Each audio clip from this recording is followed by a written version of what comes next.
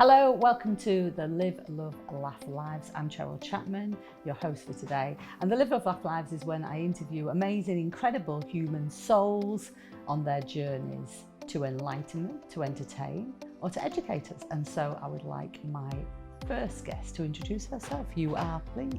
I am Janine Dunn. And what do you do, Janine? What's your passion in life?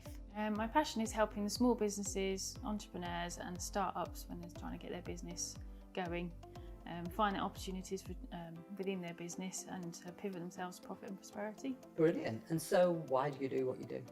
I think because I've spent 20 years working on some quite high profile projects, millions of pounds of investment projects, and just making kind of that skills and knowledge that I've attained within that environment to accessible and affordable to clients in small businesses. Yeah, and what kind of businesses do you work with then? What kind of things do they do, your small businesses? So it can be from beauticians to accountants to personal coaches. Anybody who's just setting out, yeah. And what kind of businesses have you had? You know, obviously you talked about the hedge funds and things like that, the investments, but what else have you been involved in terms of your own businesses? So, I mean, when I kind of first started out within corporate, it was in the telecoms world. And then I sort of had this ambition that I wanted to do property development, set off on that goal by age 27, went for that goal, had a $500,000 portfolio by the age of 27. And then I continued in corporates as well, and then just sort of decided actually from a life perspective too, because we were sort of settling down thinking about starting a family, that I would actually like to pay it forward as it be and make that affordable, accessible knowledge and skills from the corporate domain and make that accessible to small businesses. Brilliant. And so how do you help the businesses, the small businesses that you support? How do you help them? So helping them in the sense of understanding their business. If they're a startup, is this business kind of a goer to start with? Setting up kind of that business plan, the visions and goals, where they're trying to head to, and being that kind of accountability partner as well with them to keep them on track. If they're an existing business, is kind of going through and helping them work through their business, see if there's gold nuggets of opportunity, because often there is, it already exists, the profit within the business. It's just working through how to maybe maximise that. And just helping them in the sense of from a digital perspective, there's so many tools out there, what's the right tool for their business and for their budget. Yeah. And so you talk about digital, have you got some experience in the digital background then? Yeah, so I mean my apprenticeship from 19 onwards started in the digital world, so I'm a traditional coder. So I've kind of gone through, taken the companies to broadband 1 millions, broadband 3 millions, so we've all been kind of pivotal in those sort of projects. Well, very logical left brain, yeah? A little bit of both. Yeah? So creative as well, yeah? Yeah. Brilliant. So when you're coding, I imagine you've got to be quite logical, but then have you got to be creative for the outcomes as well? Yeah, for the client side. So for the bit that they see and the interface that they have, you can't make that very techie for them. So you have to be creative about how that will present and how the journey will be for them, so that suits. And then put the techie hat back on for, okay, how is this going to work behind the scenes? Yeah, cool.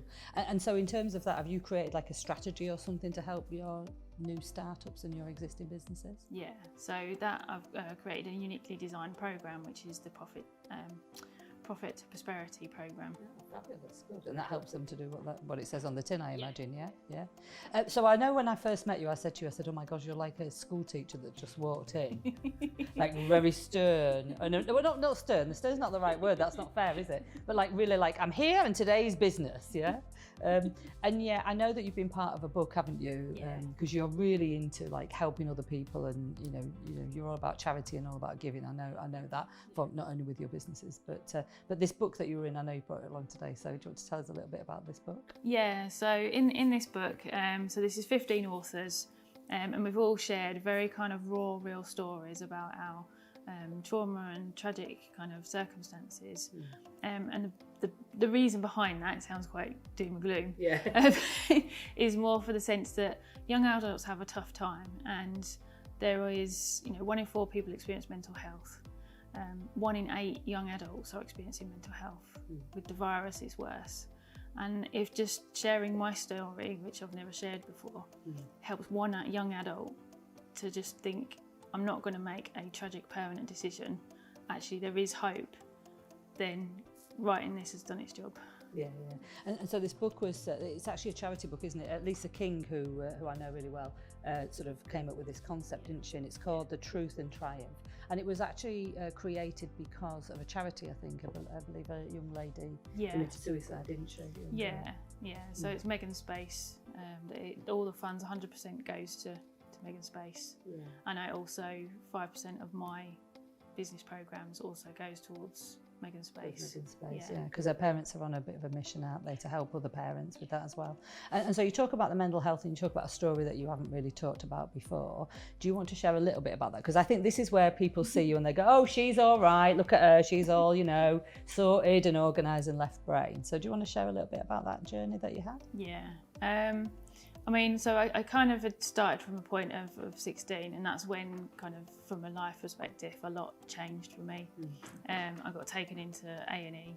I had major surgery because they'd found it was about a 2-pint size large twisted cyst that had stuck all my internal organs together, and they had to remove that before it burst, or it could have basically killed me. But through doing that involved removing one of my ovaries, which again at 16 is suddenly, okay, that changes the whole future. Because this is an ongoing illness, as well as, it's quite a life-changing decision made there and then in like less than 24 hours. Wow. And so did your parents come in on that decision, or did they, you just had to make that decision yourself? Was it like in a snap moment that you had to make the decision? Yeah, it's literally like, we either have to do this operation now and that is what we're going to have to potentially do, or leave you to make that decision for a few days and you may die. Yeah, wow, that's a big choice then, because I know you talk about choices all the time, don't you? That was a big choice at 16, and so that's, there were lots of parts of the journey. I don't really want to give away the story, so people can buy the book so that they can donate to the charity, of course. But of course, now you just said at the beginning that you wanted to settle down and have a family. So you've been on your own personal journey recently as well, haven't you? Or still on this journey, to using IVF, etc. So what sort of skills do you need to go through IVF? I mean, I think resilience is probably one of them. Is there anything else that you have to do when you're going on this type of journey, a personal journey? Yeah, definitely planning skills. Yeah. Oh, there you go. Yeah. Yes, totally. Because you've got all these list of different drugs that they give to you that you have to inject yourself with or take or do, and it's all different times and certain repeat times, and you have to work out what all that plan is and juggle that around what you're doing day to day anyway. So planning, I've become an expert at. Yeah, so you're an expert planner in your business, expert planner in your personal life at the minute, which is great because I've never been a parent, but my sister was born when I was 16, so I know that you just definitely need to plan when you've got a baby, so that's definitely something that you'll be able to do moving forward. And so that's just like setting up a business as well, isn't it? You've got a plan before you start the business. You've got to know what you're doing. You've got to really plan to grow the business, just as you would grow a baby, a child, an education, really. And so what would be the number one thing that you think that you would share with people if they're thinking about setting up in business? What would you ask them to do first? Be really, really clear about the vision and why you're doing what you're doing. Because through the times when, and there will be challenges, and there'll be some really tough challenges, that vision is what will keep you going. And is that what's helped you? Just to keep that end in mind, if you like, yeah. So we know how you live your life. We know you're passionate about helping new startups, etc. So what is it that makes you laugh in life? Probably my dogs and Chloe, really. Yeah. Chloe's your niece, is she? Yeah. What sort of things does she say or do that just make you smile, or? She's very much a character. Yeah. So she has Down syndrome, but she is, I think the most funniest moment, was when we were sitting in the hairdressers. She had, and he's a family friend, she had all of his people sitting in the chairs up, teaching them how to floss. And she was a little leader in the sense that... This is this type of thing, yeah? Fabulous. She's just straight in there, and she has no fear. And she's just happy-go-lucky soul, but she's just so cheeky. Yeah, and you just like that better. And so I want to say thank you to you, Janine, for sharing your story, being open and honest about something you've not shared before. Wish you all the best with your IVF. I always have a gift for my guests when they come, so I just have to do something here. And so, because, of course, You talk about choice all the time. I'm going to help you choose. Would you like right or left? Ooh, go for right, please. There's a little wealth bracelet. Oh, thank you. Oh, that's beautiful. Whatever you like. Thank you so much, Janine. Thank you everybody for listening, and we'll see you soon on the Live, Love, Laugh Lives.